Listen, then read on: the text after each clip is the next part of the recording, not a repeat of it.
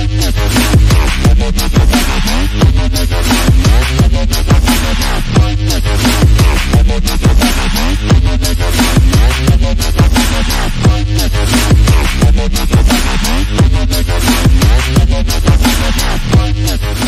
day guys, welcome back to my channel. Meron naman akong i-upgrade sa ADB 162. Ito yung pangkaraniwan at pangunahing na-upgrade ng mga riders. Kumbaga pag nahihilig ka sa long ride, kailangan mga extra luggage lang. Ito kasi yung ADB 162, kung makikita nyo, meron lang siyang built-in na 30 liters yung U-box niya. Dati sa ADB 150, pagkakalam ko meron siyang 28 liters lang. Ngayon upgrade siya ng 30 liters. Malita ang diferensya. Ito pala yung kakabit yung top box bracket. Kung makikita nyo, DC Monorack yung brand niya. Kaya napili ko itong top box bracket na to dahil kasi makapal sa 8mm ata ang size ng bakal na to. Ayan. At ang lalagay itong top box natin, itong Kryptonite. Ayan, kung makikita nyo, ang kulay niya white black. Baga bagay sa ADB ko, makipansin nyo. White black ang kulay niya, kaya mas maganda tignan kung black and white lang yung box na kakabit ko. Bakit nga ba Kryptonite ang napili ko? Makikita nyo kasi itong entry ko, nakakabit sa kanya ay alloy top box niya. Ito, mas mabigat siya i-compare natin sa Kryptonite. Ito pala, meron tayong kiluhan. Ito yung magiging reference natin. I-compare natin itong hard plastic sa top box. Kung anong diferensya niya kung gaano kabigat.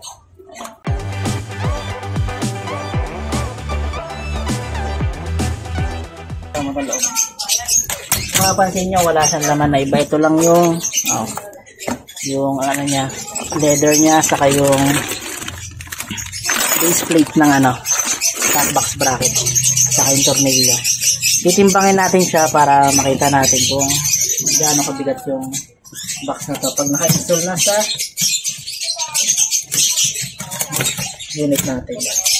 Kasi makapansin nyo, naka-zero siya. Ayan, kita yun. Pagpipiliin natin siya, 2 kilos din, sakto kasama ang base plate ng Kryptonite. Ayan, nakita nyo na yung bigat ng Kryptonite natin na box, hard plastic. Ngayon kukumpa natin siya sa alloy top box.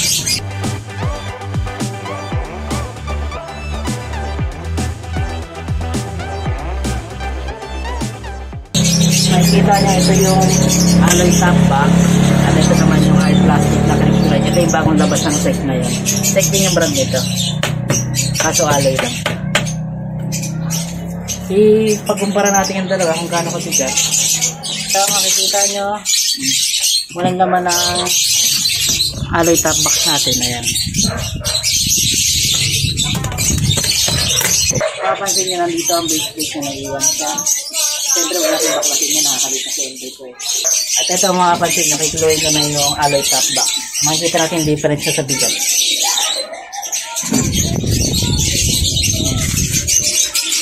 Kung mapansin nyo, ayan, meron na siyang pumapatak na siya na 6.5 halos kilos. Ayan, 6.5. Wala pang yan, base plate yan.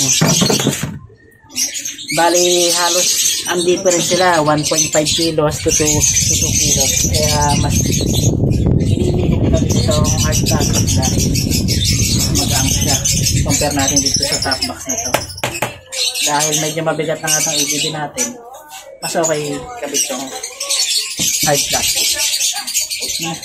Ayun, nakita nyo na yung difference na top split sa yung alloy top box. Install na natin dito yung top box bracket sa ADB bago natin ma-install itong top box natin. Sa mga nagtatanong pala kung magkano ko nabili itong ADB 160 ng DC Monorack sa Moto Gears TV. Ano siya, nagkakalaga siya ng 2.5.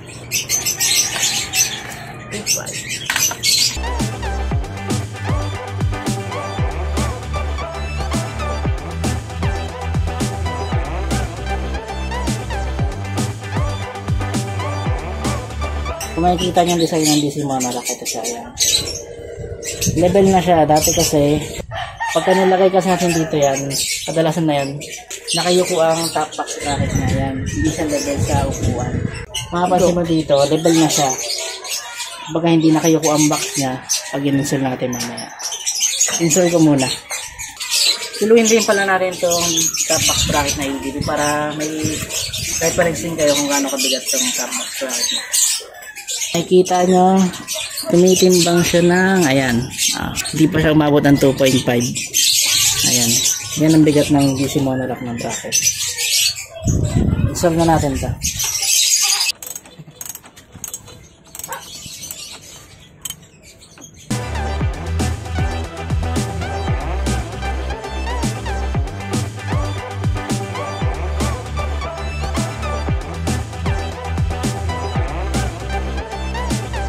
Ito pala yung bolts ng top box bracket natin. Meron na siyang kasama. Stainless to baga akala. So compare kasi natin siya dito sa stock. Tanggalin ko. Kung compare kasi natin siya dito sa stock bolts ng ADB, mas mahaba siya kung compare natin sa ano. Ayan. Stainless to alam mo. Baga akala. Ipapatong lang pala natin itong top box bracket na dito. Ayan. Papantayin lang natin.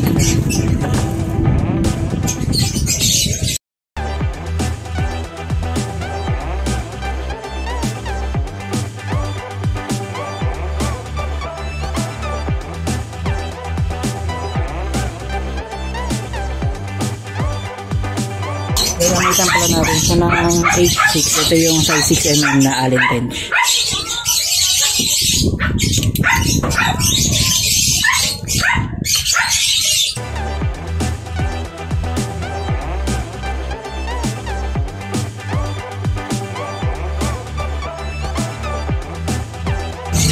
Huwag mo muna siya masyadong higpitan. Ipantay muna natin.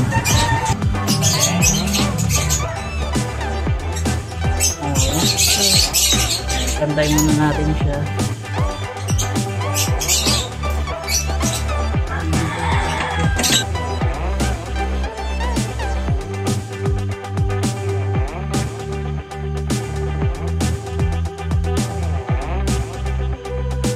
Yan, kung makikita nyo yung pagkapantay niya, saktong-sakto lang talaga siya. Yan natin ayusin itong handlebar.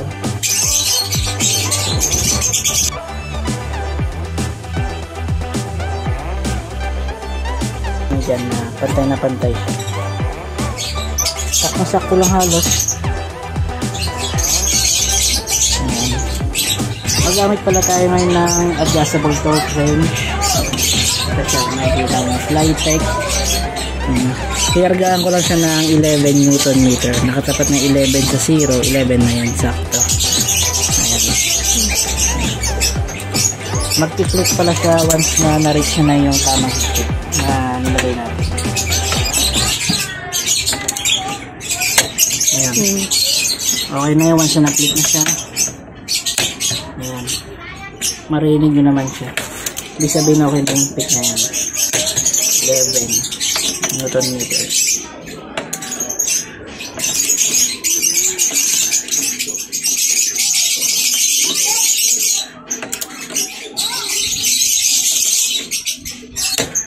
Makikita nyo pala ang itsura ng top box sa ito na once na install nyo na level siya sa ano. Makikita nyo, hindi siya nakatagilid na lang na naka-incline, hindi level siya. Baba natin ito para makita. Isa rin pala sa katanungan ng mga kala ko muli na DC monolock, kung sasayag ba siya sa upuan, kung masakit siya sa OBR namin sa angkasada, tatama sa puwet, hindi siya tatama. Ayan, makikita niyo. Subukan ko para makita niyo. Ayan, kung makikita niyo, hindi siya tumatama sa puwet, hindi masakit sa angkasada.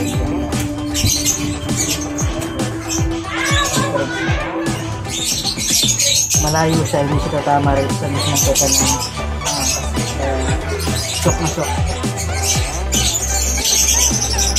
Makapansin nyo kung gano'n sa sakto sa ibig natin. Itong ilalim makikita nyo yun. Maaabot pa ng kamay pa naglinis tayo. Pinas tayo rito, sakto pa yung kamay natin.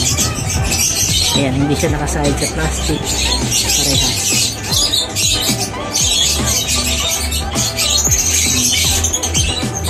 Pala install natin ito top box natin. Siyempre, unahin natin ito. Kalat na. Base plate muna.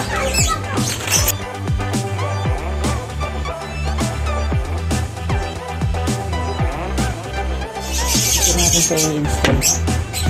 So,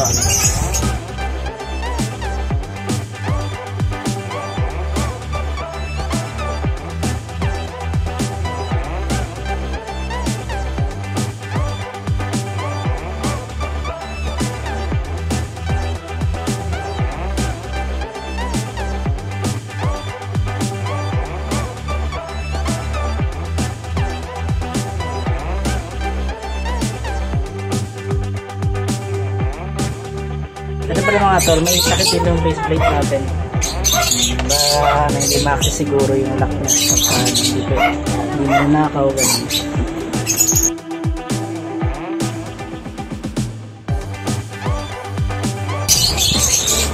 Top box na.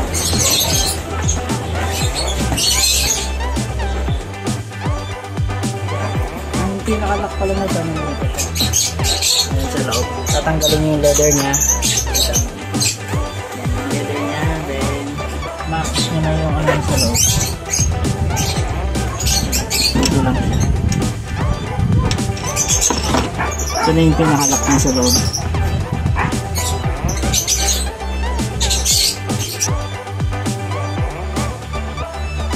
Okay. Saan natin siya? Hindi, yun yung magiging itsura nito na.